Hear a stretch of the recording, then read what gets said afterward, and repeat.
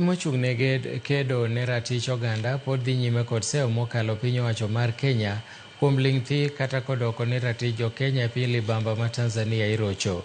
E sechego bende anyuola mar Okoth Ogutu mane onegi e piny Tanzania koro medo chwalo ywak margi mondo omi giyud kaka ginyalo duoko ringre jalno mane onegi. Japuonj Ogutu wachore ni nonegi Tanzania bang' chwatgi magina e kinde ng'anyo mane piny nero obedo godo bang' yiero ma jatend piny Samia Suluhu. Mr. President, please come out and assist us. We need to put a closure to this as a family. We are tortured emotionally, psychologically. Things can't move on. We are tortured. We are appealing for the body of John. Because as at now, we have evidence that John was killed in Tanzania. We are appealing for that body to be brought home.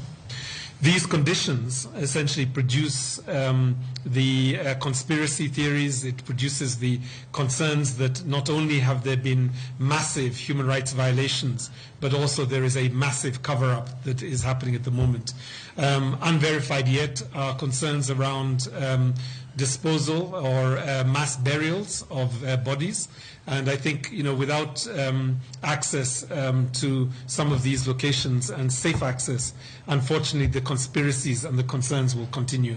Kenyans working in Tanzania must not be scapegoated by an administration that has violently suppressed civic space.